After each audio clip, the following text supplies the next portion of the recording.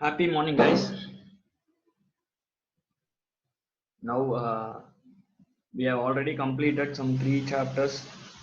So now we'll move on to the next chapter, that is chapter number 5, cash flow statements. So we are moving with the moving to the cash flow statement. This is the 5th chapter of this financial management. Okay. Okay, guys. We'll just see what is the cash flow statement as. We'll just have a clarity on theory so that we'll move on to the problems. There are only some 5 problems, but this cash flow statement it will follow you till final exams, like CMA final, because uh, you have cash flow statements in this cost strategic cost no, not in strategic cost management. You have cash flow statements in the cost and management audit, I guess. Yeah, cost and management audit. Yes. So this is very important chapter from the examination point of view also. You can expect the 8 mark sums or 12 mark problems from this cash flow statement, because there won't be any small problems. The problems will definitely be for 2 to 3 pages every problem. So it is a bit lengthy. So you can expect this problem for 8 to 12 marks.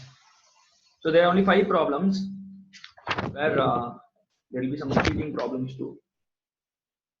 Okay, fine. So basically, what is this cash flow statement?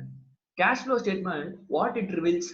So if you see the cash flow statement, it will show us what are the different causes for change in cash and bank balance between two balance dates. That is, suppose from year ending 31st March 2015 to year ending 31st March 2016, from that financial statements, if you are taking and seeing the cash flow statement, that cash flow statement, using that cash flow statement CFS, you can easily find what are the different causes for change in cash and bank balance. Suppose the opening cash and bank balance might be 15 lakhs, but the year ending 31st March 2016, that is year ending cash balance, will only be 5 lakhs.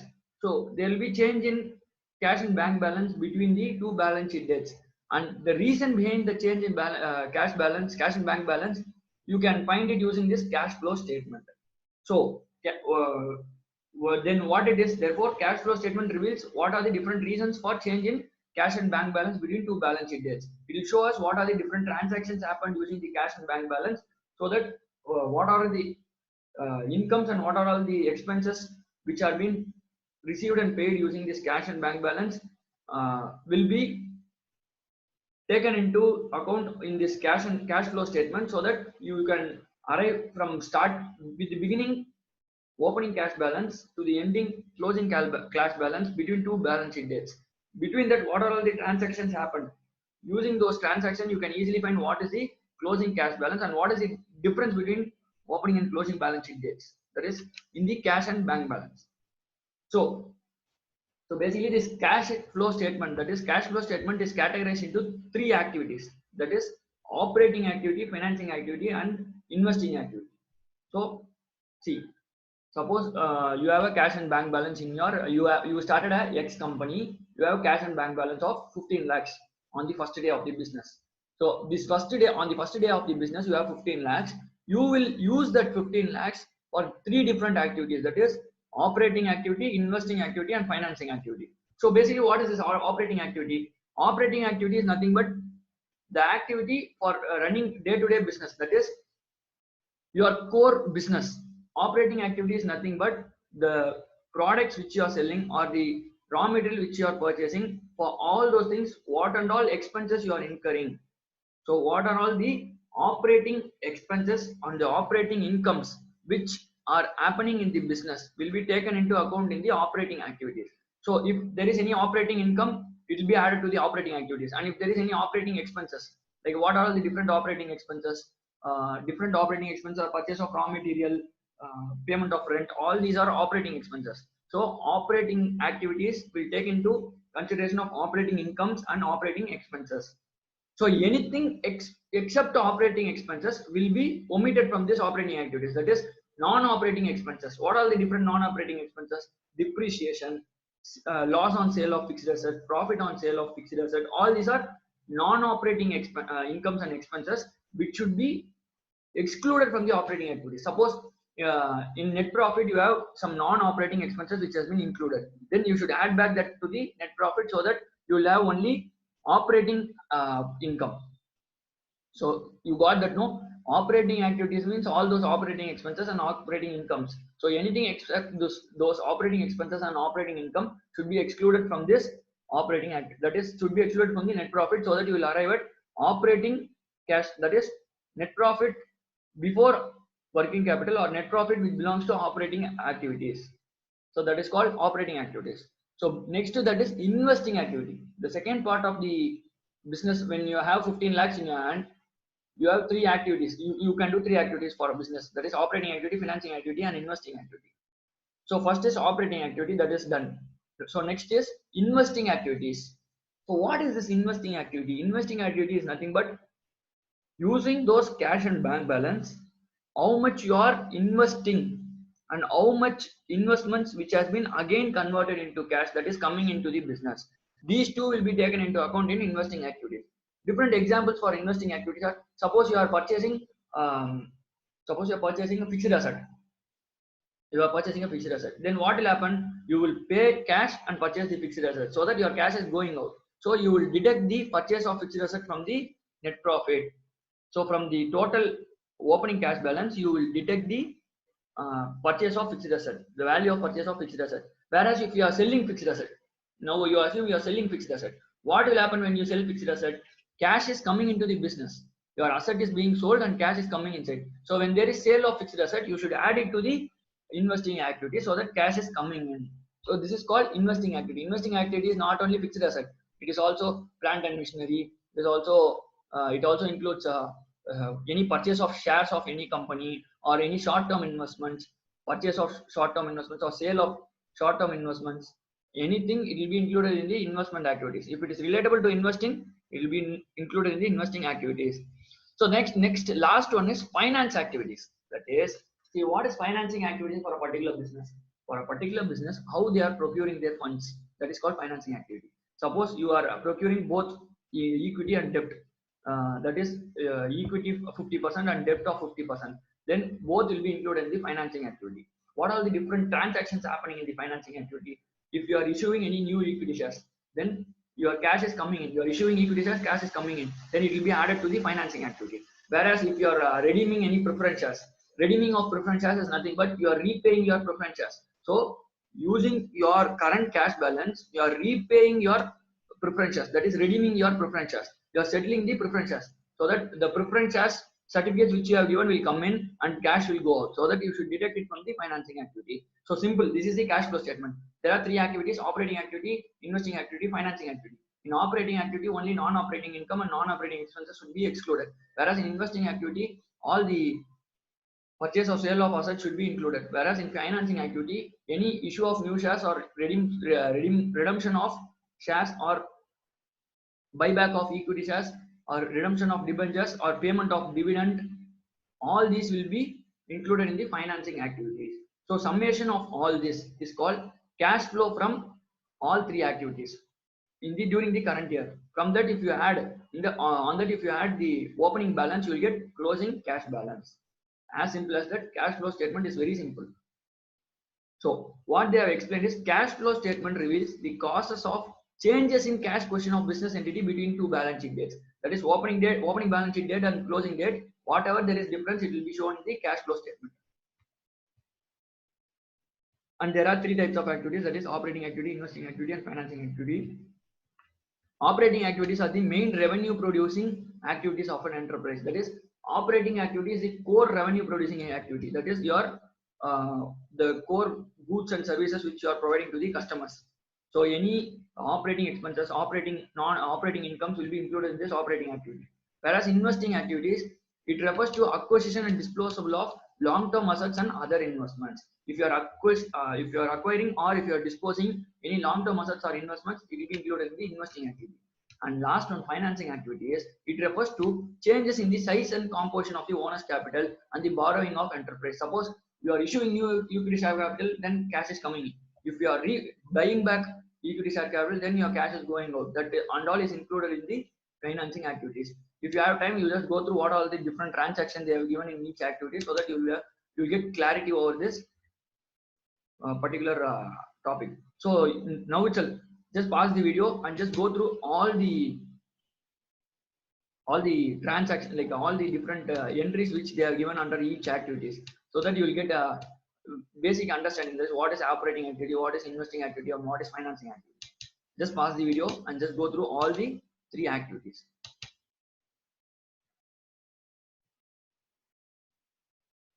Okay, so now there are two methods of preparation of cash flow statements. Okay, one is direct method, the other one is indirect method. So for us in the material, GC academy material, we have only indirect method. Direct method we don't use in for calculation of cash flow statements, even though with any problem we can use both direct method and indirect method. But it is uh, very easy, not only easy, like it will be convenient to prepare indirect method, because see, from total net profit, excluding the non-operating expenses and non-operating incomes, will you will get what is cash flow from operating activities. Whereas if you want cash flow from operating activities from the direct method, using direct method, you should find what are all the operating activities and you should add it. Rather than doing that way, you just do total net profit. From that, remove off all the non-operating expenses and add back non-operating expenses and remove the non-operating incomes, deduct the non-operating incomes, so that you will get cash flow from operating activities very easily. So direct method, sometimes, rarely, very rarely, in exams they will ask us to uh, prepare cash flow statements using direct method. So I think so only one time, like from 2017 December, all the question papers I have seen, only one time they asked to prepare direct method cash flow statement. Every other time, whenever, like mostly in every exam, it will be covered. In all the attempts, like December, June, it will be covered. Cash flow statements will definitely be there in the question paper. Every attempt they will ask us to do using indirect method only. Only one attempt, I think so, December 2018 attempt, they asked for preparation of cash flow statement using direct method. So I'll just explain you what is this direct method. If you get a problem, just do it in this way. But right now, it is not important to solve a problem from indirect method, because mostly they'll ask from indirect method only. So there are two methods, direct method and indirect method. What is this direct method is, you should add all the operating, investing and financing activities. That's it. You won't see what is the net profit of the business. You won't take into consideration anything which is related to balance sheet, anything.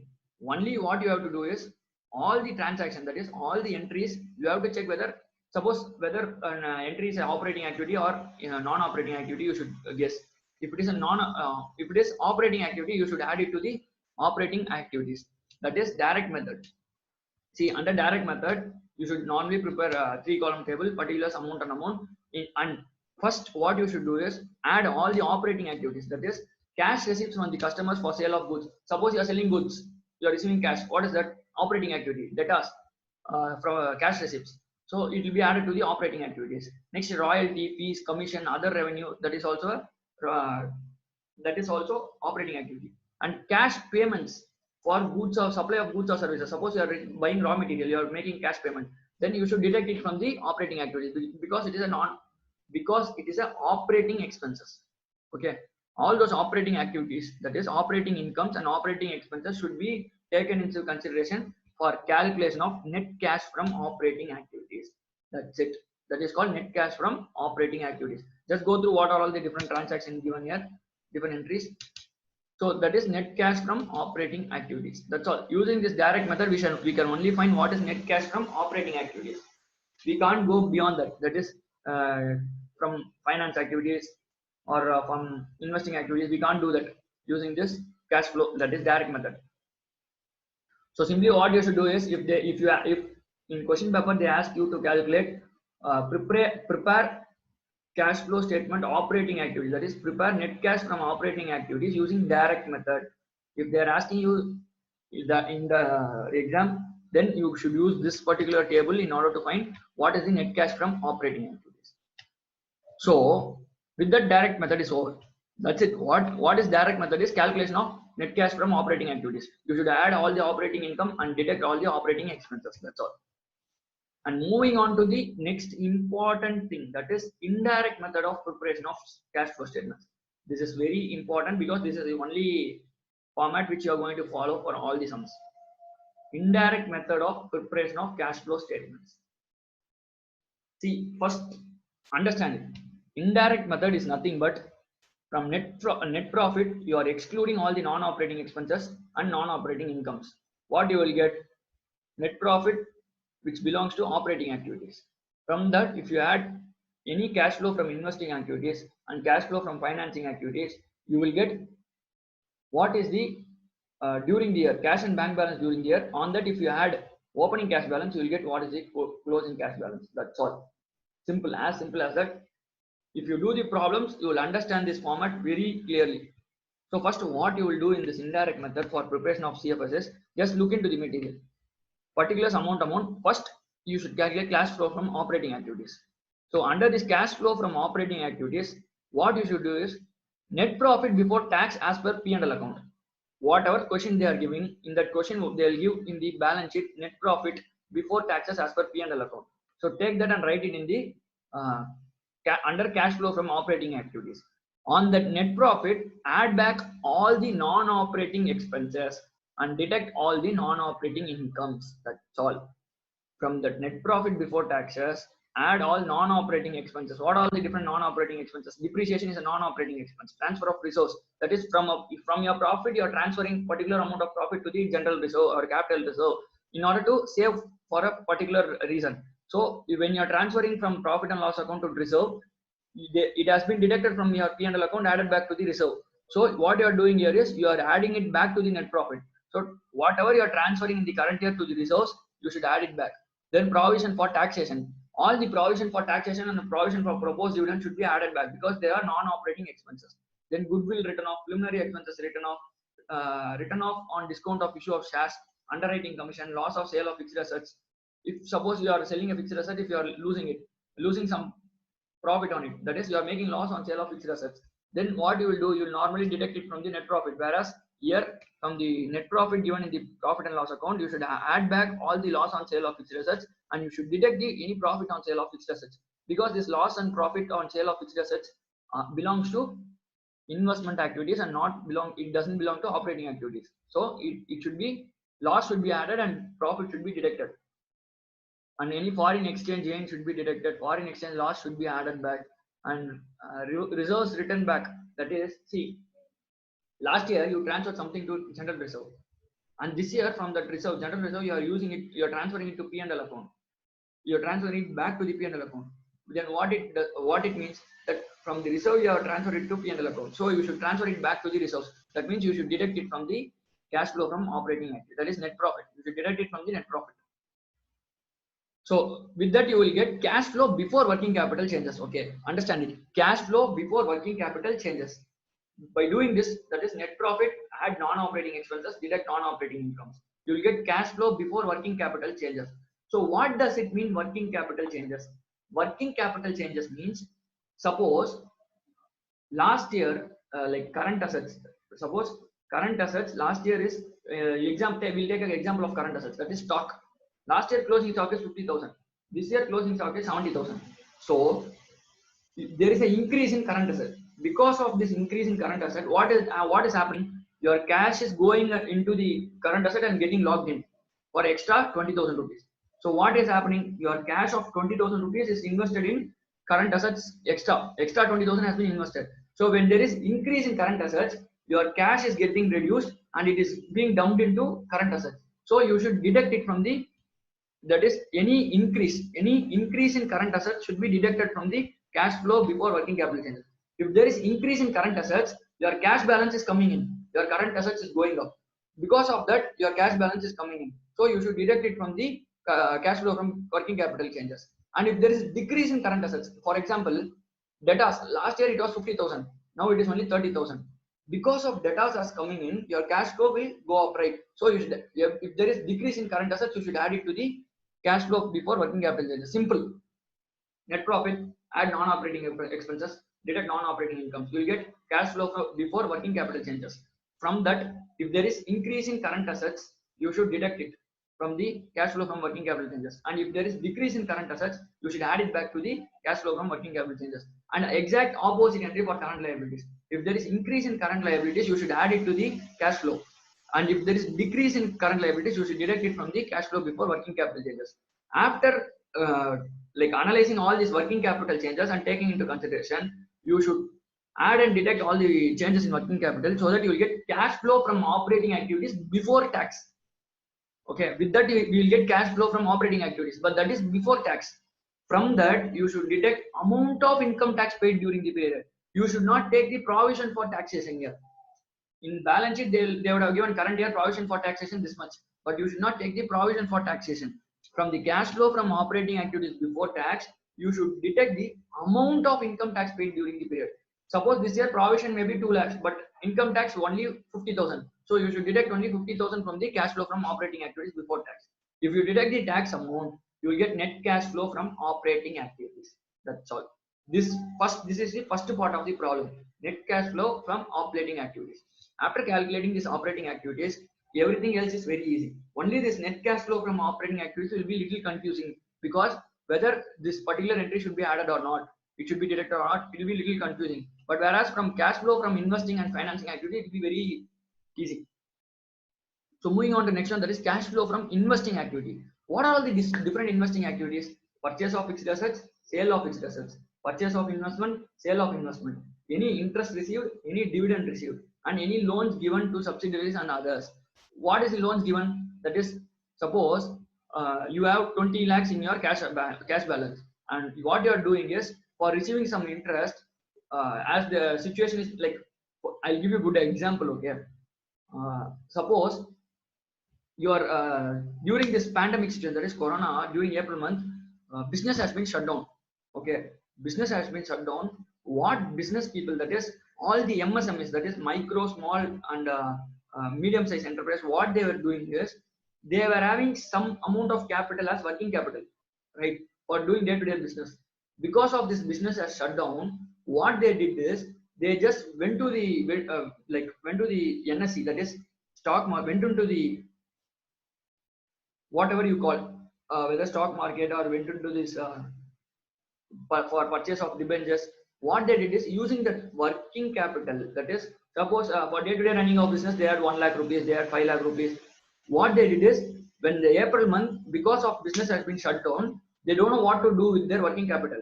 They just went and purchased some nice debentures, that is, which is giving 10% debentures, or a 10% loan, government bonds, all those things. They just purchased it using this working capital, so that they'll get some interest.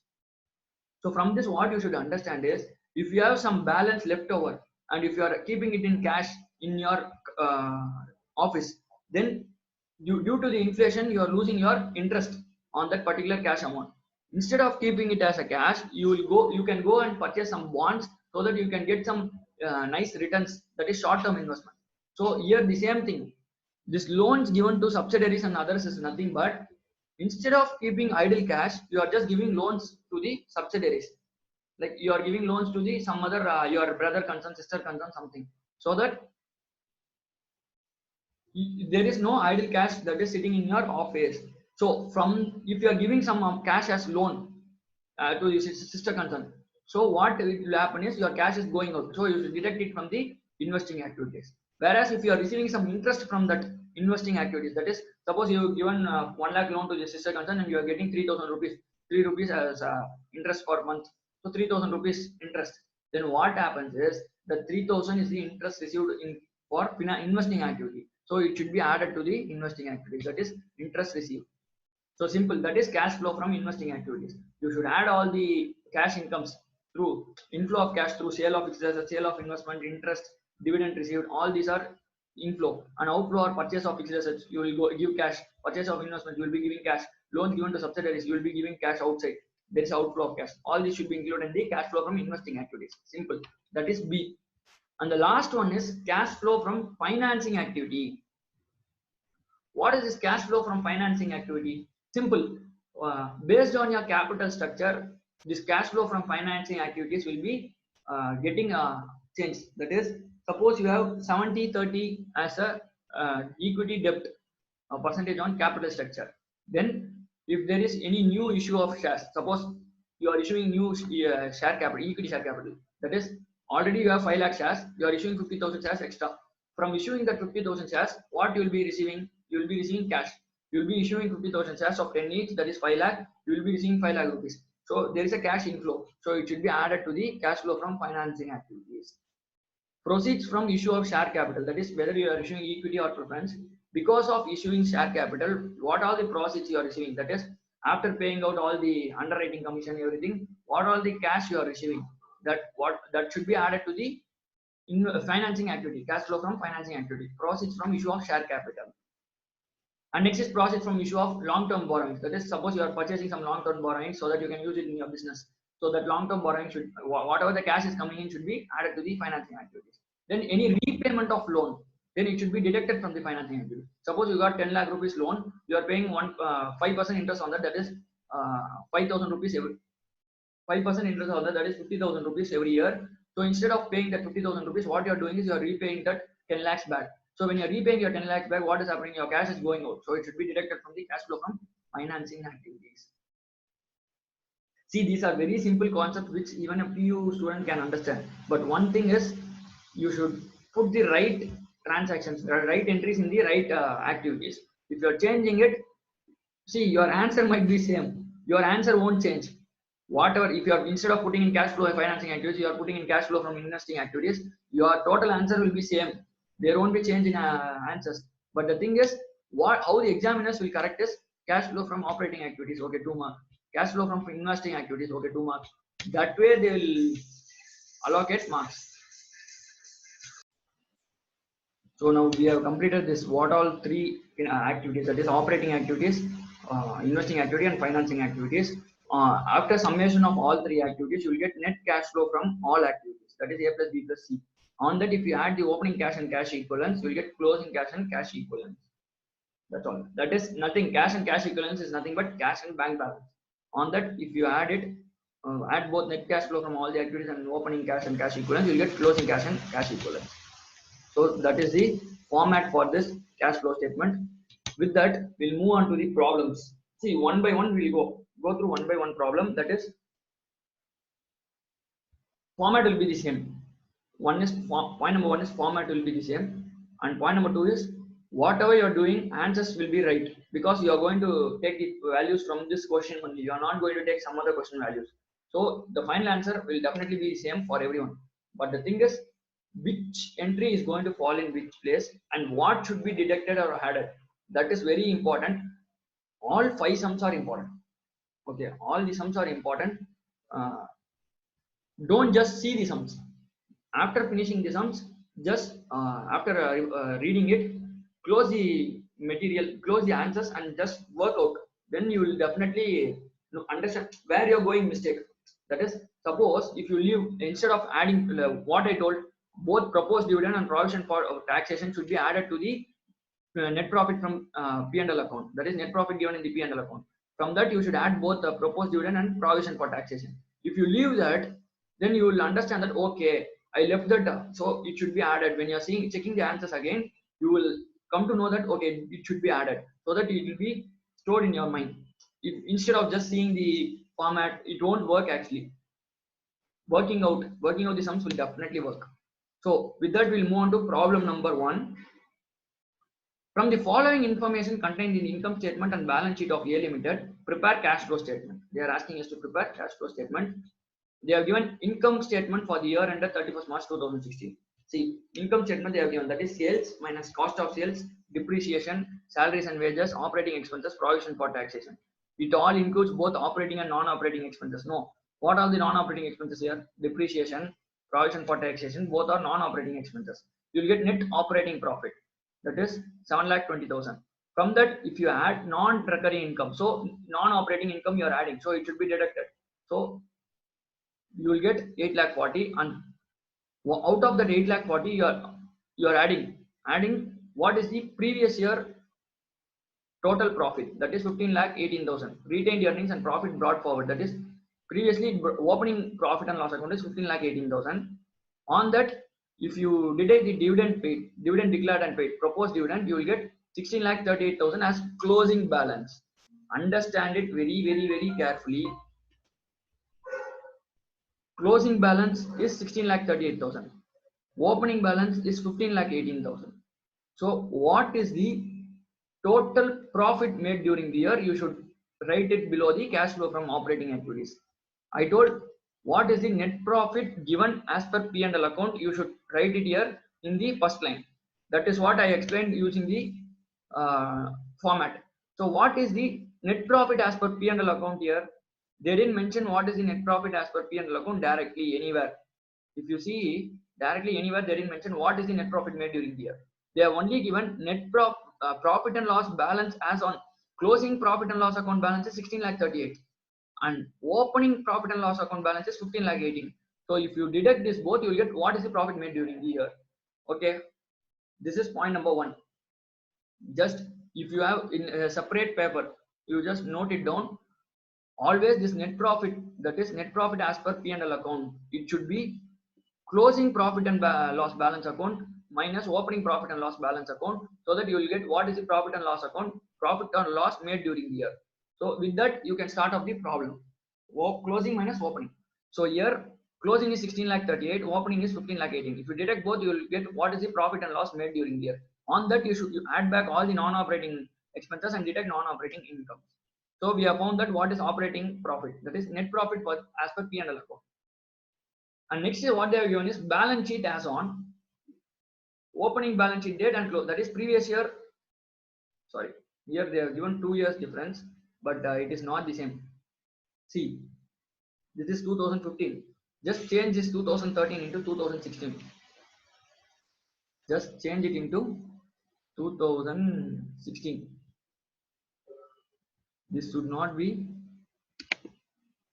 13, it should be 16. One second. Okay, now we'll continue with this. I just had a call, so I went off. We'll continue with this balance sheet. Like we have discussed this income statement, now balance sheet. Balance sheet as on March 31st, 2015 and 2016. Just change it to 2016. Okay, it is not 2013, it is 2016. They are given two balance sheets and various assets and liabilities. That is fixed assets, land and building and equipment, current assets, cash, data, stock and advances. Whereas liabilities and equity, they have given share capital, surplus in profit and loss account. See, either you can go with income statement. Okay, either you can go with income statement or you can go with surplus in profit and loss account. Opening balance is 15,18,000, closing balance is 16,38,000. So while calculating net profit as per P&L account, just deduct both 16,38,000 minus 15,18,000. You are getting 1,20,000. So that is the net profit made during the net profit as per the P&L account made during the year. So next is sundry creditors. Then they have given outstanding expenses, income tax payable. That is for the previous year, income tax payable is 1,20,000. From the present year, it is 1,32,000. The next one they have given is accumulated depreciation. That is 12 lakhs and 13,20,000. Fine. This is the question. One second. So now we'll move on to the solution. With this, we have completed the problem number 1. Adjustment they have given is the original cost of equipment sold during the year 2015-16 was 7,20,000. See, here they have given us in the income statement that one second.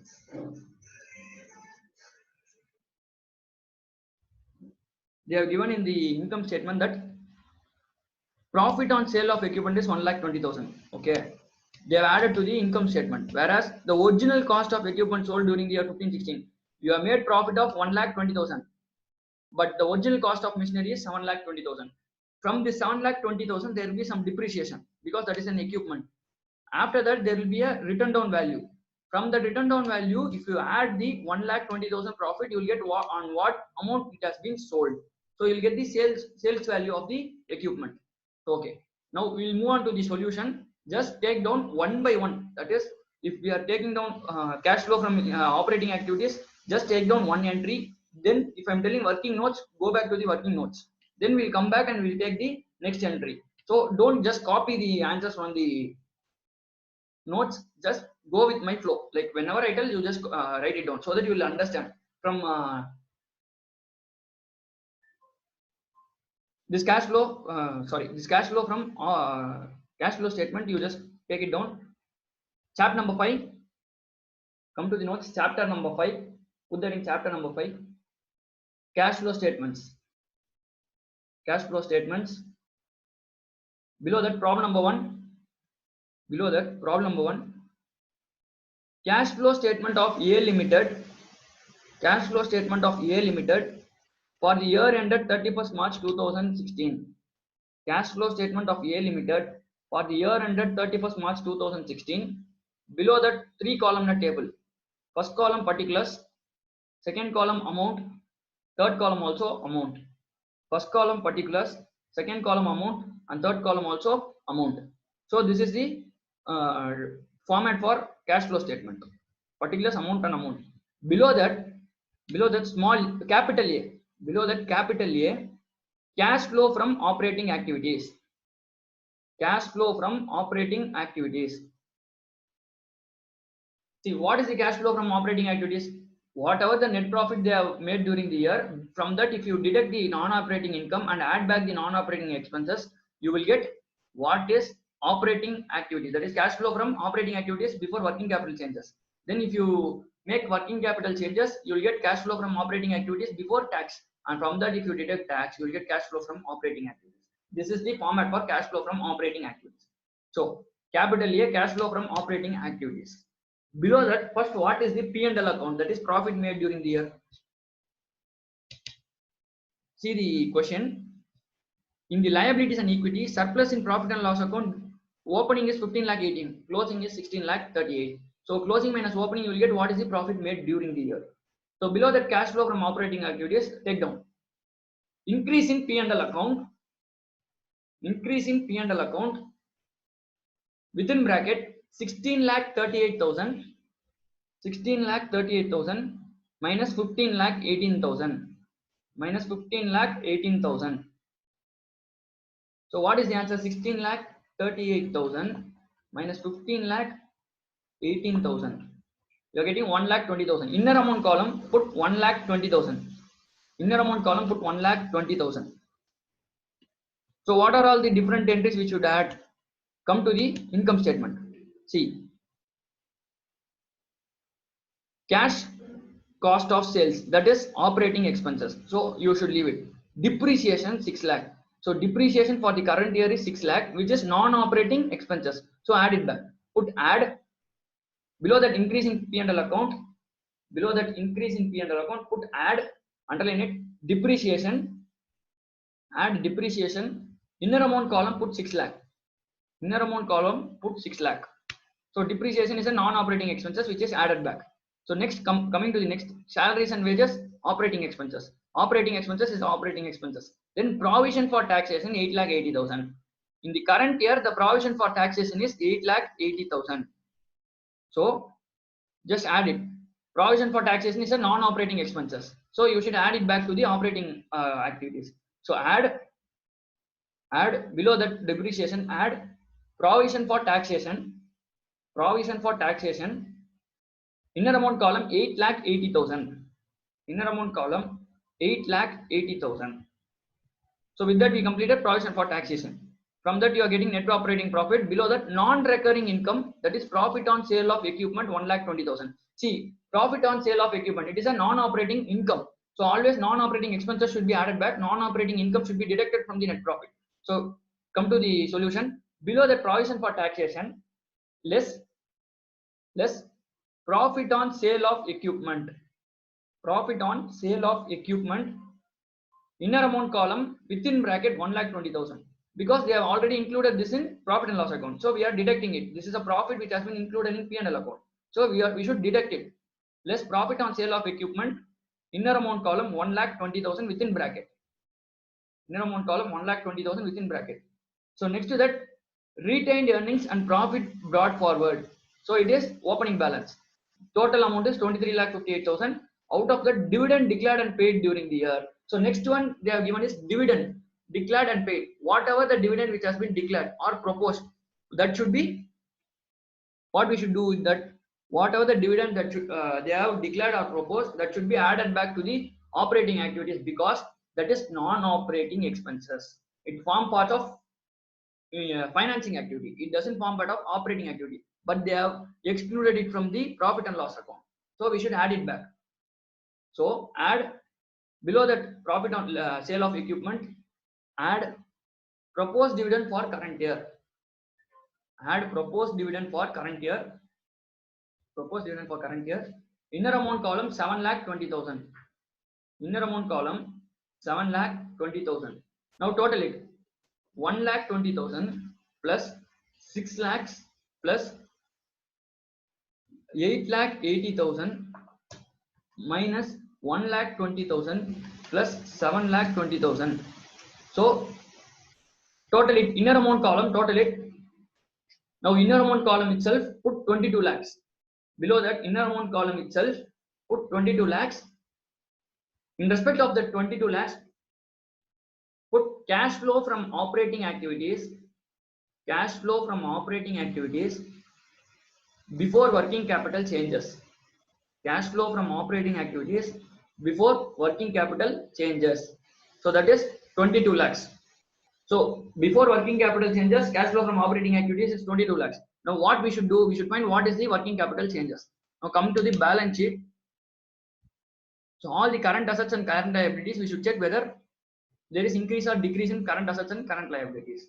So first we'll go one by one. Current assets, cash we should not consider, whereas debtors we should consider. Except cash, all the current assets should be evaluated for working capital changes. So debtors, first debtors. Opening balance is 16,80,000. Closing balance is 18,60,000. Opening balance is 16,80,000. Closing balance is 18,60,000. There has been increase in current assets. So 18,60,000 minus 16,80,000. Totally 1,80,000 has been increased. Debtors has been increased for 1,80,000. So when there is increase in current assets, what will happen? Cash will get deducted. Can you understand? When there is increase in current assets, that is, you have cash in your hand that is going and getting logged in debtors. That is, previous year only 16,80,000 was debtors. Current year it is 18,60,000. Because of that, there is 1,80,000 increase in debtors. That 1,80,000 increase in debtors, there should be decrease in cash so that there can be increase in debtors. So we should deduct it from the operating activities. So below that less. When there is increase in current assets, you should deduct it. When there is decrease in current assets, you should add it back. And when there is increase in current liabilities, you should add it. And when there is decrease in current liabilities, you should deduct it. That's all. Just this is one small concept of working capital changes. When there is increase in current assets, opposite effect. For current assets, you should do oppositely. Where current liabilities, you should do directly. Oppositely means when there is increase, you should deduct it in case of current assets. And in case of current assets, when there is decrease, you should add it. So here there is increase, so you should deduct it. Below that, cash flow from operating changes. Cash flow from operating activities before working capital changes, put less. Increase in debtors. Increase in debtors. Within bracket 18,60,000. 18,60,000 minus 16,80,000. Minus 16,80,000. So inner amount column within bracket 1,80,000. Inner amount column within bracket 1,80,000. 1,80,000. So below that, so what is next? Stock. Stock for previous year closing stock is 26,40,000. For current year only 9,60,000. So there is decrease in current assets. There is decrease in stock. When there is decrease in current assets, you should add it to the working capital changes. So add below that add decrease in stock. Add decrease in stock within bracket 26,40,000. 26,40,000 minus 9,60,000. Minus 9,60,000. So inner amount column put 16,80,000. Inner amount column put 16,80,000. So next is advances. With that we have completed stock. Now advances. Advances for the year previous year beginning is 78,000. For year ending is 90,000. So there is increase in current assets. When there is increase in current assets, what you should do? You should deduct it. So below that stock less increase in advances. Less, underline it, increase in advances within bracket 90,000 minus 78,000. within bracket 90,000 minus 78,000. Amount column within bracket, inner amount column within bracket 12,000. Inner amount column within bracket 12,000. With that, we have completed current assets. Now moving on to current liabilities. What are the current liabilities here? Sundry creditors, outstanding expenses, and income tax payable. All these three are, sorry, income tax payable will come to it. Income tax payable will come to it. So, sundry creditors and outstanding expenses are current liabilities. Income tax payable won't come under current liabilities because it is paid out of profits. Income tax is paid out of profits, so it is not coming under current liabilities. So we should take down this sundry creditors and outstanding expenses as current liabilities, and whatever the difference is there, we should take it down in the cash flow from operating activities. So sundry creditors, opening balance is 24 lakhs, closing balance is 23 lakh 40,000. So in case of current liabilities, when there is increase, you should add it, and when there is decrease, you should deduct it. Simple. See, when there is increase in current liabilities, what is happening? You should pay it now, but you are keeping it in arrears so that you can pay it later. So there is advantage for you. So your cash is staying with you. So when there is increase in current liabilities, you should add it. When there is decrease in current liabilities, you should deduct it. Here in sundry creditors, opening balance is 24 lakhs and closing balance is 23 lakh 40,000. So there is decrease in current liabilities. You should pay 24 lakhs in the beginning of the year, whereas in the end of the year, you should pay only 23 lakh 40,000. That 60,000 difference you have paid in cash in advance. That is not in advance. You have paid that 60,000. So your cash has gone out. So you should decrease it. Simple. When there is decrease in current liabilities, you should deduct it. So moving to the next thing. Below that advances less decrease in current credit sundry creditors, less decrease in sundry creditors, within bracket 24 lakh minus 23 lakh 40,000. 24 lakh minus 23 lakh 40,000. Inner amount column within bracket 60,000. Inner amount column within bracket 60,000. So next, outstanding expenses 2 lakh 40,000, 4 lakh 80,000. There is increase in current liabilities, so you should add it. So below that, add increase in outstanding expenses. Add increase in outstanding expenses within bracket 4 lakh 80,000 minus 2 lakh 40,000. 4 lakh 80,000 minus 2 lakh 40,000. Close the bracket. Inner amount column record 2 lakh 40,000. Because there is increase in current liabilities, you are adding it. So 2 lakh 40,000. So now total it. Now total the inner amount column. Then put in inner amount column itself. Now total it and put the value in inner amount column itself. 22 lakhs minus 1 lakh 80,000. Add 16 lakh 80,000 minus 12,000 minus 60,000. Add 2 lakh 40,000. So inner amount column, total it, input inner amount column is 38 lakh 68,000. Below the 38 lakh 68,000. So in respect of the 38 lakh 68,000, put cash flow from operating activities. Cash flow from operating activities before tax. Cash flow from operating activities before tax. So amount column 38 lakh 60. Inner amount column 38 lakh 68,000. So below that, so after calculating cash flow from operating activities before tax, you should deduct the tax so that you will get net cash flow from operating activities. So what is the tax paid in this current year? What is the income tax paid? They didn't give directly how much is the income tax paid during the year. Only they have given provision for taxation is 8 lakh 80,000. Income tax payable last year is 1 lakh 20, this year is 1 lakh 32. So we don't know how much is actual income tax paid. So what you should do? You should calculate what is the income tax paid during the year using the working notes. So below the cash flow from operating activities before tax, put less income tax paid during the year. Income tax paid during the year. Within bracket refer working note number 1. Within bracket refer working note number 1. Below that leave half a page gap. That is, below that leave 1.5 page gap. Put working notes. Working notes. Underline it. Below that, point number 1. Put the heading provision for tax. Put the heading provision for tax account.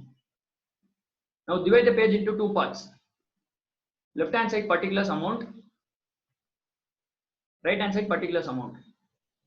Left hand side particulars amount. Right hand side particulars amount. Left hand side put debtors. right hand side creditors, left hand side debtors, right hand side creditors.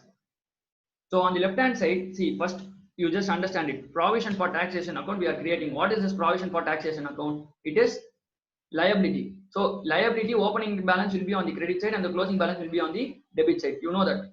For liabilities, opening balance will be on the credit side and closing balance will be on the debit side. Here, what is the income tax payable? Opening balance 1,20,000. So opening balance by balance on the right hand side by balance.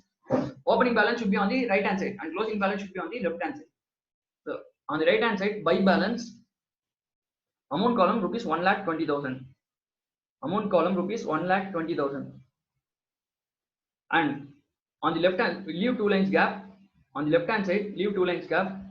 Below that, write the closing balance. How much is the closing balance? 1,32,000. So 2 balance on the left hand side after 2 lines gap, 2 balance, amount column 1,32,000.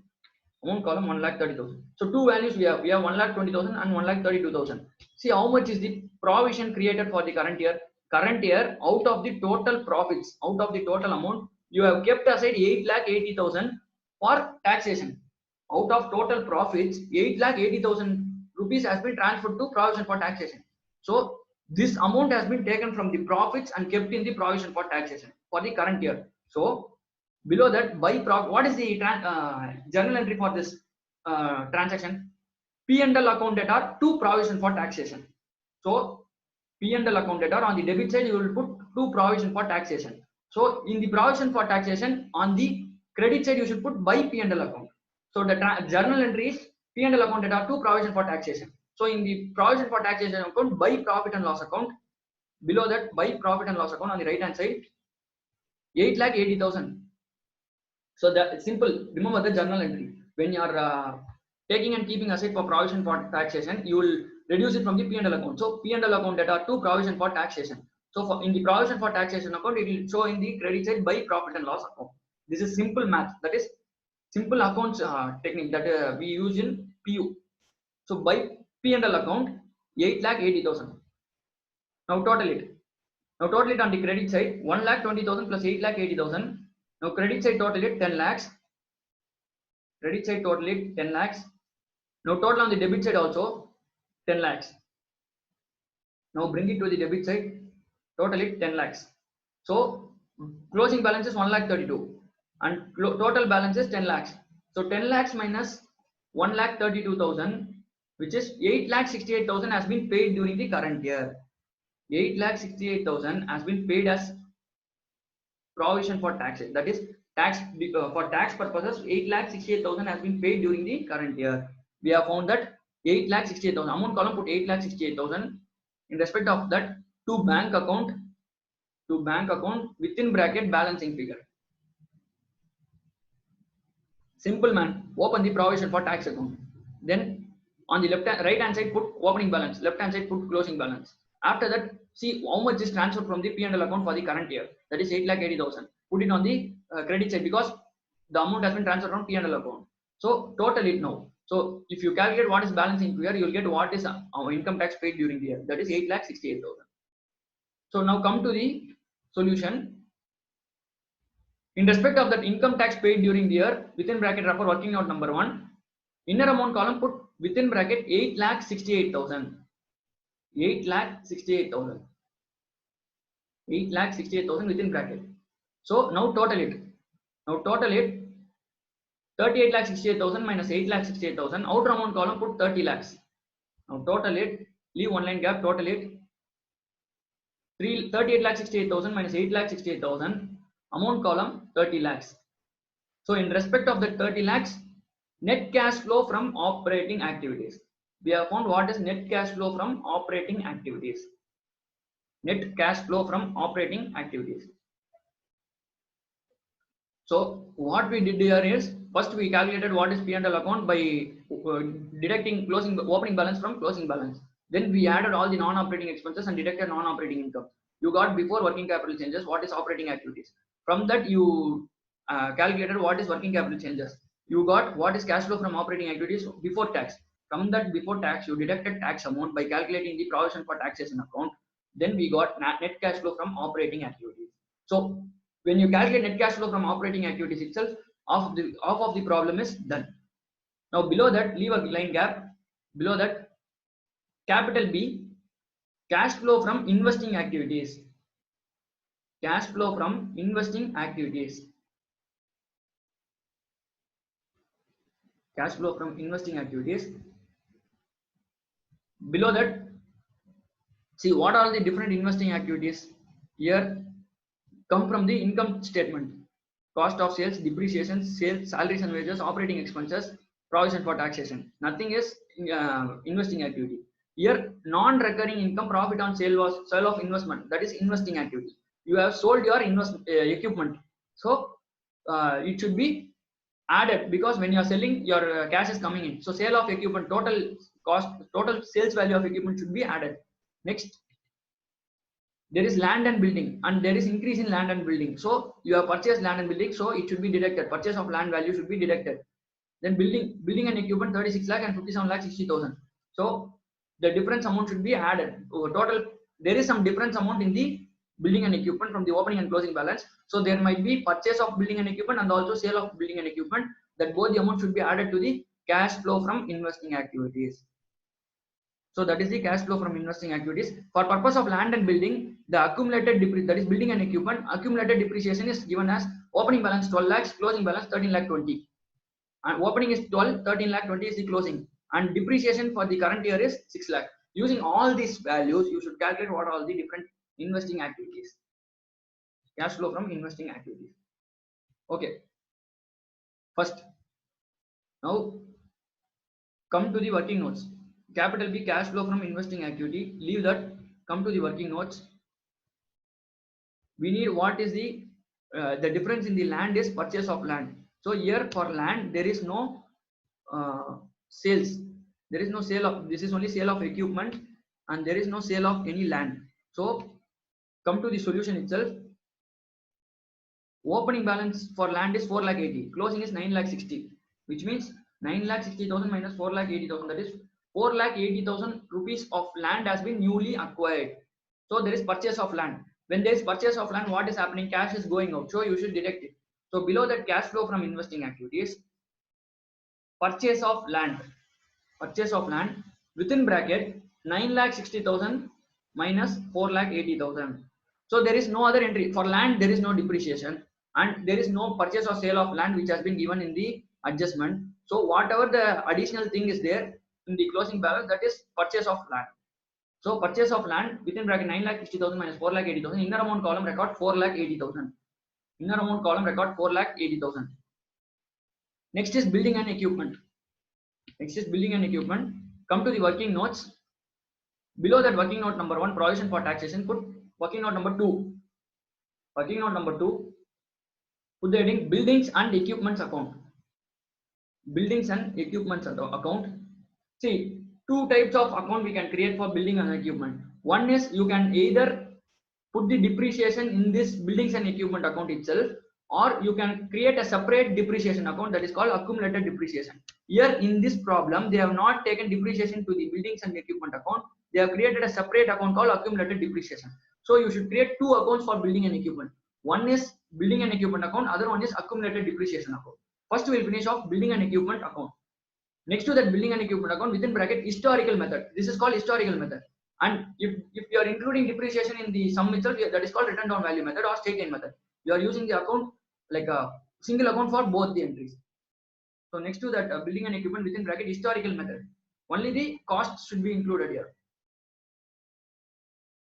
So building and equipment account, below that divide the page into two parts. Left hand side debit and right hand side credit. Left hand side debit and right hand side credit. Now left hand side particulars and amount. Left hand side particulars and amount, and right hand side also particulars and amount. Particulars and amount. So buildings and equipment account is an asset. So opening balance will be coming in the debit side and closing balance will come in the credit side. So what is the opening balance for building and equipment? 36 lakh. Closing balance 57 lakh 60,000. Now take it down. On the left hand side below that particulars, to balance brought down. Amount column put 36 lakh. Amount column put 36 lakh. And closing balance is 57 lakh 60,000. On the closing side, That is, on the credit side, leave 3 lines gap. Below that, by balance carried down. By balance carried down, they itself have given that 57,60,000 is the closing balance. So 57,60,000 on the amount column. Right hand side, after leaving 2 lines gap, 3 lines gap, by balance carried down, 57,60,000. 57,60,000. So this is the values of opening and closing balance.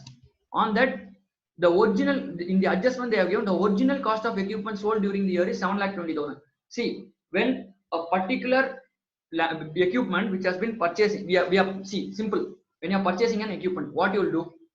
Bank cash will go out. So equipment account to cash account. So on the debit side, you will put to bank account. Similarly, when you are selling the asset, selling the equipment, what you will do? The cash is coming in and the asset is going out. So the entry will be bank account debtor to buildings and equipment account, because you are selling the account, selling the equipment. So here cost of equipment is 7,20,000 and profit on sale on equipment is 1,20,000. So 7,20,000 plus 1,20,000, total 8,40,000. It is the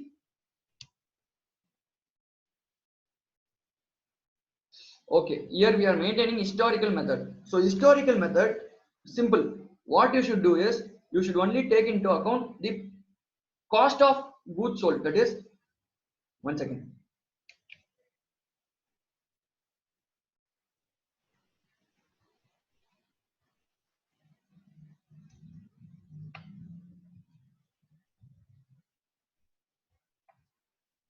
See, here opening balance is 36 lakh and closing balance is 57,60,000. You can understand that. Building and equipment, opening balance is 36 lakh and closing balance is 57,60,000.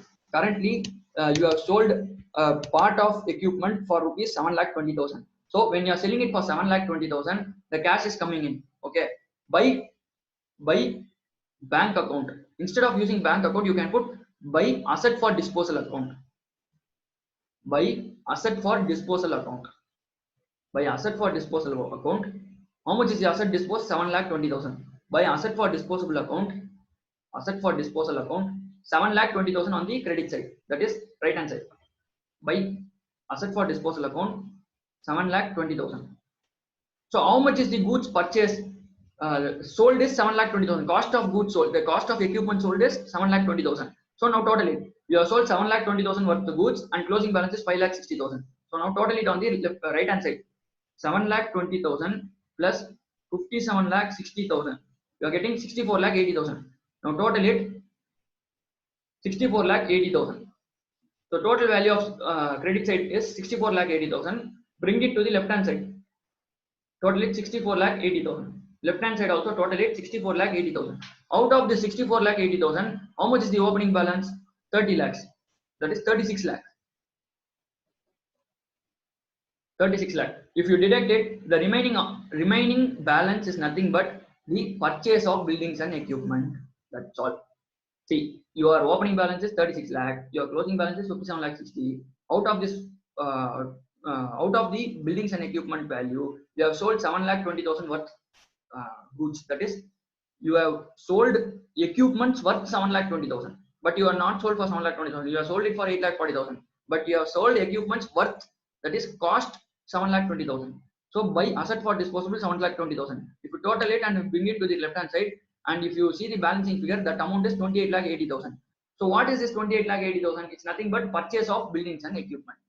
You have purchased buildings and equipment worth 28,80,000. So amount column 28,80,000. In respect of the 28,80,000, to bank account within bracket purchase balancing figure. To bank account within bracket purchase balancing figure. You understood it? Buildings and equipment account we are using as historical method. We should only use cost values in that. Now we have put by asset for disposal. So we should create one more account called by asset for disposal account. On that debit side, you will put two buildings and equipment, so that this value is transferred to asset for disposal account. So by asset for disposal, by balance carried down. To balance brought down, the remaining value is nothing but the value of buildings and equipment purchased during the year. So yeah, the cash gone out is 28,80,000. With this, working note number 2 is over. Now move on to working note number 3. Now we know what is we followed historical cost method. Then buildings and equipment separate, and accumulated depreciation is separate. So below that, working note number 3, provision for depreciation account or accumulated depreciation account. Put the heading accumulated depreciation account.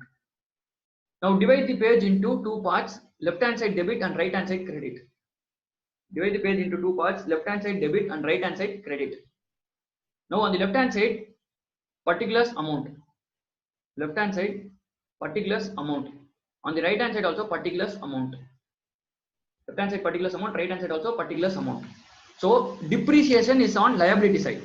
So if a particular liability, for a particular liability, opening balance should come on the credit side and closing balance should come on the debit side.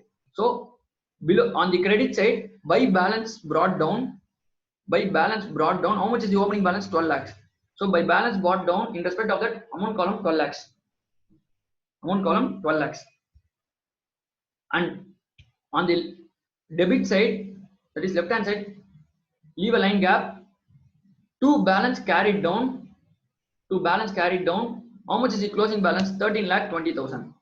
13,20,000. To balance carried down, 13,20,000. We know both, that is by balance brought down is 12 lakhs, to balance carried down is 13,20,000. So right now for the current year, how much is the depreciation you have created? 6 lakh. So what is the entry for depreciation? P&L account data to depreciation account. So here in this depreciation account, by P&L should be credited, because the entry, journal entry for this depreciation is P&L account data to depreciation account. So in depreciation, by P&L should come in the credit side. So by P&L account 6 lakh. By P&L account, amount column 6 lakh. Now total it 12 lakh plus 6 lakh. 12 lakh plus 6 lakh. Total it 18 lakhs. 18 lakhs. 18 lakhs. Now bring that 18 lakhs to the debit side and total it 18 lakhs. Total amount column 18 lakhs. So suppose depreciation, total closing balance is 13,20,000 and total balance is 18 lakhs. The remaining is nothing but depreciation on the asset sold to depreciation on asset for disposal. Take down to depreciation on assets for disposal. Amount column put 4,80,000 within 4,80,000. Below that asset for disposal put within bracket balancing figure. To depreciation for asset for disposal. Within bracket balancing figure, amount column 4,80,000. It is nothing but opening balance is depreciation, opening balance is 12 lakh, closing balance is 13,20,000. Currently you have transferred 6 lakh. So the remaining balance is nothing but it relates to the cost of goods sold. That is, it is depreciation for the goods sold. So do depreciation for asset for disposal. Now below that, so now we have found two things. That is, we know the value of cost of asset for disposal, that is 7,20,000, and depreciation for asset for disposal and profit. So with this we can easily find what is the sales value. So below that, problem working note number 4. Working note number 4. Calculation of amount received on sale of equipment. Calculation of amount received on sale of equipment. Calculation of amount received on sale of equipment. Below that, two column table. First column particulars, second column amount. First column particulars, second column amount. So below that particulars, small a. So how will you calculate the sales value using these three values? Original cost minus depreciation, add profit. You will get sales value. That's all. Small a, original cost of equipment sold. Original cost of equipment sold. Amount column put 7,20,000. Small a, original cost of equipment sold. Amount column put 7,20,000. Below that, small b less depreciation on asset sold. Small b less depreciation on asset sold. How much we calculated as depreciation on asset for disposal? 4,80,000. So in respect of depreciation on asset sold, 4,80,000 within bracket. 4,80,000 within bracket. So the amount column, now total it. 7,20,000 minus 4,80,000. 7,20,000 minus 4,80,000. Put in amount column 2,40,000. What is the balance? 2,40,000. In respect of the 2,40,000, small c, written down value of equipment sold. Written down value of equipment sold. Amount column 2,40,000. Amount column 2,40,000. Below that small d. Now this is the written down value, that is the value of equipment on selling date. The value of equipment on selling date is 2,40,000, but you have sold it for a profit of 1,20,000. So the cost is 2,40,000. The cost of equipment on the selling date is 2,40,000 plus 1,20,000 of profit, that is the sales value. So below that small d, add profit on sale of equipment. Add profit on sale of equipment 1,20,000. 1,20,000. So 2,40,000 plus 1,20,000. 2,40,000 plus 1,20,000, that is 3,60,000. So amount column total is 3,60,000. So amount received on sale of equipment 3,60,000. Amount received on sale of equipment, amount column 3,60,000. So we have found what is the sales value 3,60,000, and also we have found what is the purchase of building and equipment, that is 28,80,000. Now both this take it to the cash flow from investing activities. So now below that purchase of land, take down sale of equipment. Sale of equipment. Come to the solution. Below that purchase of land, take down sale of equipment. Within bracket working note number 4. Within bracket working note number 4. 3,60,000.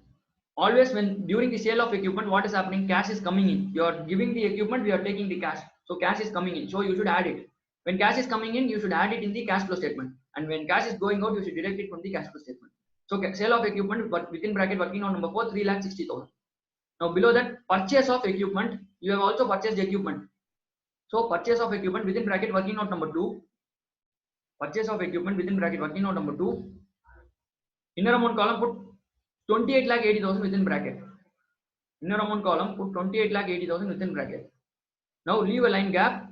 Now total it. Inner amount column total it 3,60,000 minus 4,80,000 minus 28,80,000. So inner amount column total it. Now on the outer amount column put 30 lakhs.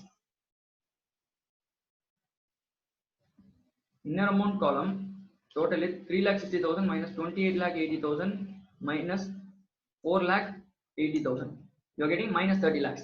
So outer amount column put within bracket 30 lakhs.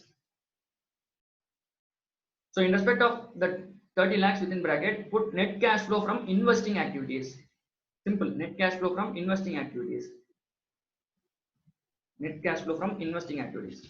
So below that leave a line gap, capital C. Leave a line gap below that, capital C, cash flow from financing activities.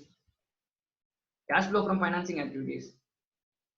Below that issue of share capital.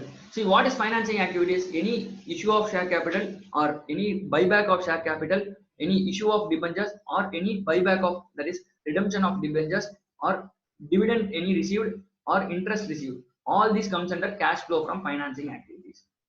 Not dividend received, it is dividend paid. Any dividend paid or interest paid or loans borrowed, loans repaid, all these comes under financing activities.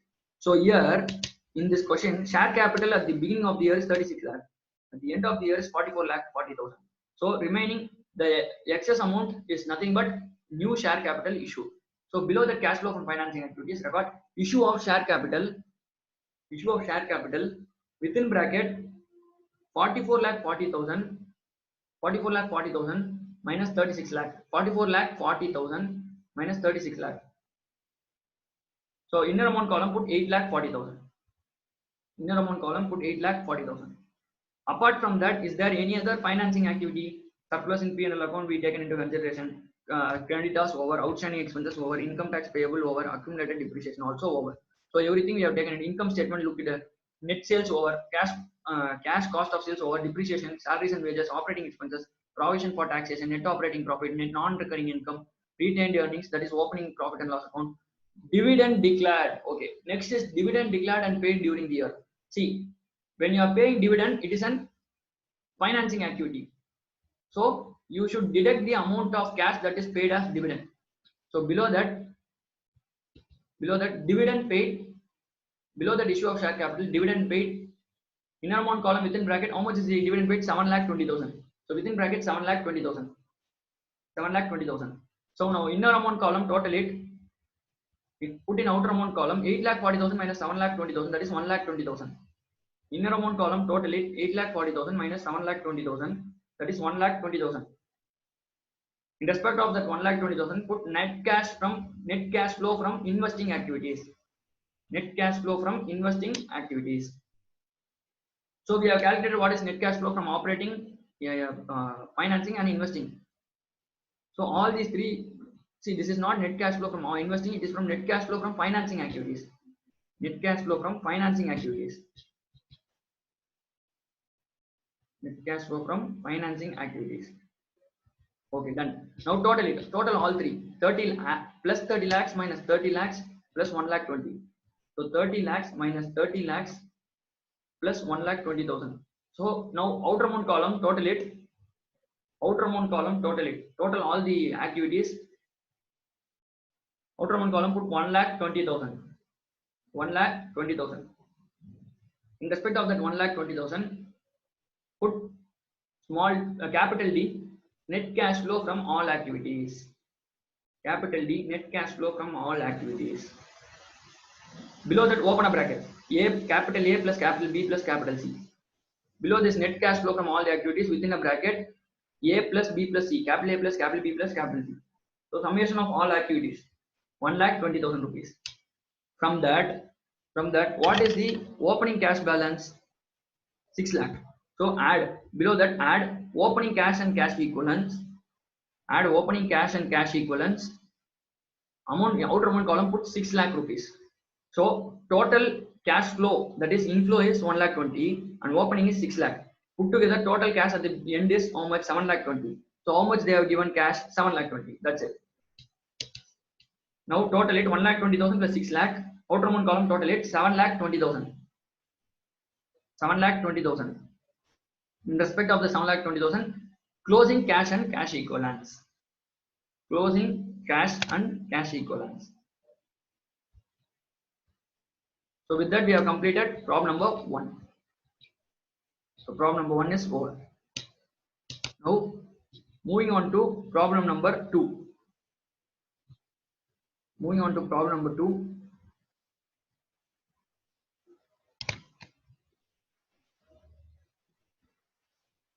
Moving on to problem number 2. The balance sheet of problem number 1 is over. So problem number 1 is in that method they will just change the numbers. That is one method of doing cash flow. All the methods are same, but then the entries which they gave there, like building and equipment account, it should be taken into 2 accounts, that is accumulated depreciation and building and equipment. And one more thing is net profit directly they didn't give. They have given as opening balance and closing balance. So you should find what is the net profit made during the year. That and all you should calculate. That is one method of doing cash flow statement. That is one problem. So now the second problem. First we will go through the question. The balance sheet of JK Limited as on 31st March 2015 and 31st March 2016 are given below. So below that, balance sheet as on, they have given in lakhs. They have given in thousands. Liability side, share capital, capital reserve, general reserve, P&L account, they have given 2,88,000 and 3,60,000. So next is 9% debentures, current liabilities, proposed dividend, provision for tax and unpaid dividend. So these are the liabilities. Assets, fixed assets less depreciation. They have directly given net fixed assets. So investments, next is investments. Next cash, other current assets including stock. Next is preliminary expenses. These are the different balance sheet items. Now see the additional information. During the year 2015-16, fixed assets with a cost of 2,40,000, that is accumulated depreciation of 84,000, was sold for 1,20,000. Fixed cost is 2,40,000 total cost. From that, accumulated depreciation is 84,000. So the equipment, that is fixed asset, is worth 1,56,000 on the sales date. So for that 1,50,000 worth fixed assets, it has been sold for 1,20,000. So loss is 36,000. So that is point number 1. And point number 2 is provide 4,20,000 as depreciation. For the current year, it has been provided that 4,20,000 as depreciation. Point number 3, some investments are sold at a profit of 48,000 and profit was credited to capital reserve. Understand it clearly. There is some profit from investment. but the profit from investment is not taken to the P&L account. It has been taken directly to the capital reserve. So it is not included in the P&L account. So you don't have to deduct it from the operating activities. Understand the point number 3 very clearly. 48,000 there is profit on investment, sale of investment. That 48,000 has been directly credited to capital reserve. So they didn't bring this to P&L account. So you don't have to worry about adding deducting from the operating activities. So next, point number 4, it decided that stock to be valued at cost, whereas previous the practice was to value at cost less 10%. The stock was 2,59,200 as on closing date, that is previous year closing date. The stock as on opening, that is closing date of the current year, is 3,60,000. Simple, understand this. Suppose there is a closing stock on your P&L account. Your closing stock on the credit side, it has been valued less than cost at 10%. That is, it has valued at 90% of cost for the previous years. Because of valuing it at 90%, your total of balance will be less, so that your profit will be less. But current year, what happened is they are valuing it at 100% itself. Suppose previous year, instead of valuing at 90%, if you are valued at 100%, what is your total balance? And total balance of the debit side. So your net profit will go up. So what you should do now? To change the previous year balance, you should add the 10% of the 10% of the stock to the P&L account. That's all. Because of valuing it at cost less 10%, your profit is less by 10% of stock. So when you're adding it, like previous year, when you're adding it back, you're valuing it at cost at 100%, then your profit will go up by 10% of stock. That's all. So simple, what you have to do is 10% of the stock, that is 2,59,200 divided by 90 into 10. So 28,800, you should add it back to P&L account. That's all.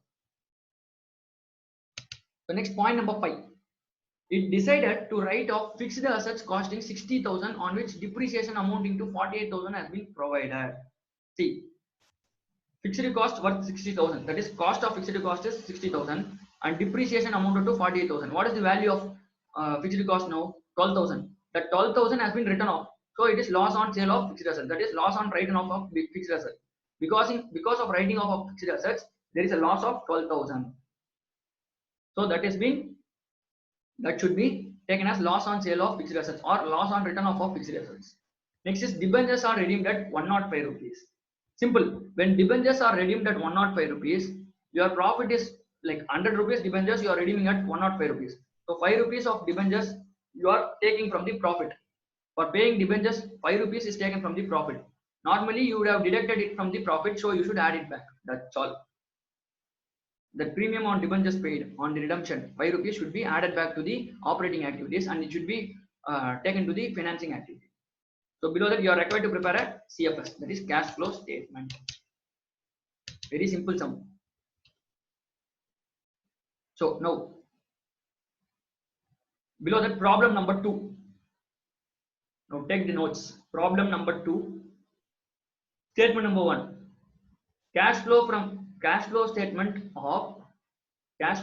of JK Limited for the year ended 31st March 2016. For the year ended 31st March 2016. Below that 3-columnar table. First column particulars, second column amount, third column also amount. First column particulars, second column amount, and third column also amount. So what you are going to prepare, all 3 different activities, what is the value of different cash flow from different activities, summation of that cash flow from all activities. On that, if you add opening balance, you will get closing cash balance. Same format. Okay. Now below that particulars, put capital A, cash flow from operating activities. Cash flow from operating activities. So here also, like previous sum, we can directly calculate what is profit by deducting the closing balance and the opening balance. But before that, there is one adjustment, that is profit stock is valued at cost less 10% for the previous year. But for the current year, you have changed it to value at 100%. Because of that, previous year profit should be added back with 10% of the stock. So profit and loss account, the difference between the closing balance and opening balance, on that add 10% of the stock. You will get what is the total net profit, net increase in P&L account for the previous year. So below that, cash flow from operating, same method which we followed in previous sum, but one thing what you should do is this 10% of the stock which has been valued at cost plus 10% for the previous year, you should add it back so that you will get the exact net increase in P&L account. So below that cash flow from operating activities, put net increase in P&L account, net increase in P&L account within bracket working note number 1, within bracket working note number 1. So leave a page gap, leave one page gap, not one page, leave 1.5 page gap, leave 1.5 page gap. Now take down working notes. Below that, take down working notes. Below that, working note number 1. Working note number 1. Put that in cash calculation of increase in P&L account. Calculation of increase in P&L account. Below the 3 column table, first column particulars, second column amount, third column also amount. First column particulars, second column amount, third column also amount. So below that particulars, what you should do for calculating the P&L account, net increase in P&L account, closing balance minus opening balance. First take down what is closing balance. Below that small a, P&L account balance on 31/3/2016. P&L balance account on 31/3/2016. Outer amount column record 3,60,000. Outer amount column record 3,60,000.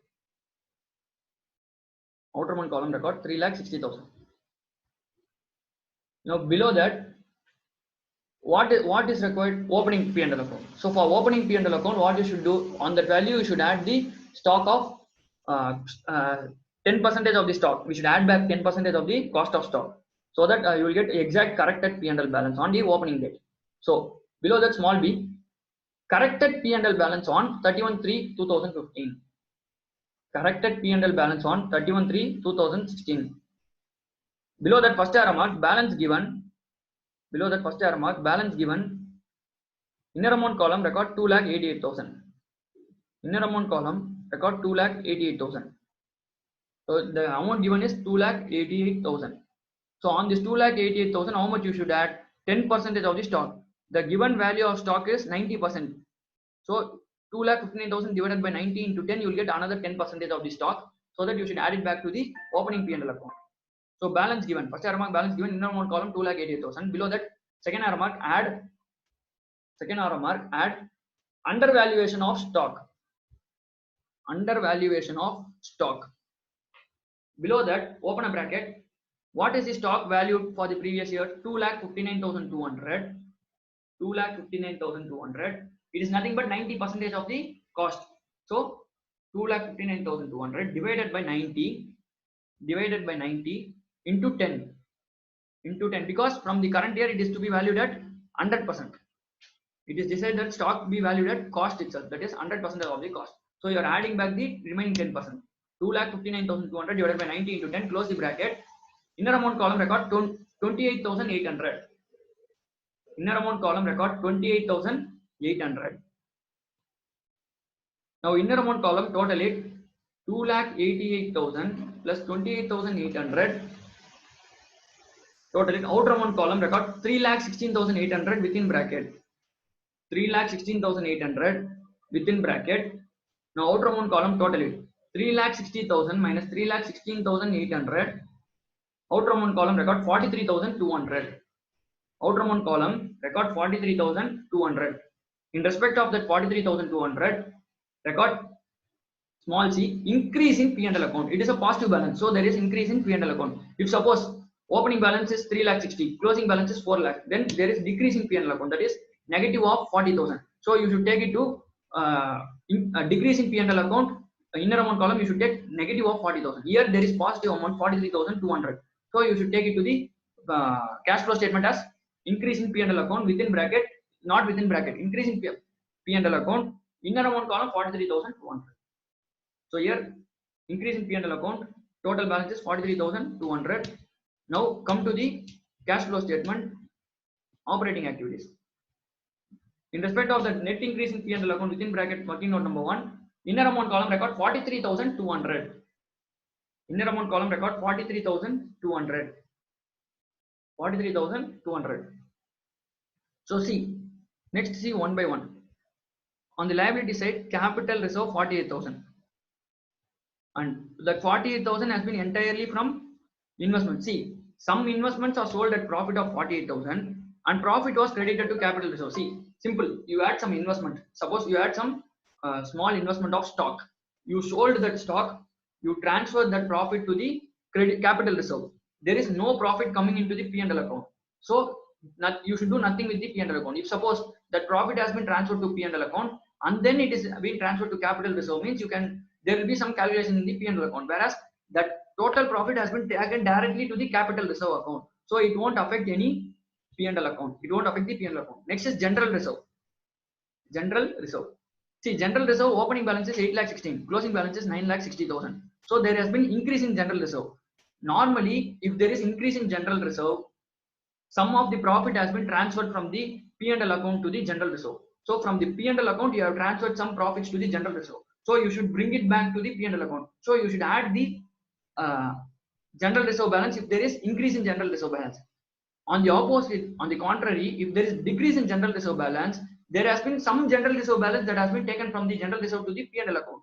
So you should deduct it from the P&L account. So here there is a positive amount, that is 960 minus 816, that is 1,44,000 general reserve balance has been created. That is, some profit has been transferred to general reserve 1,44,000. So you should add it back to the profit and loss account.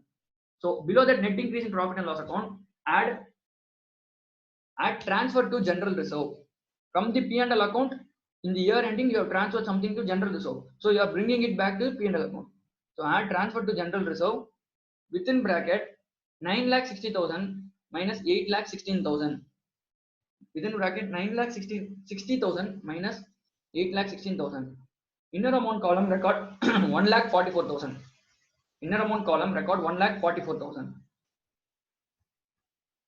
Now below that, see, next is general reserve done, P&L done.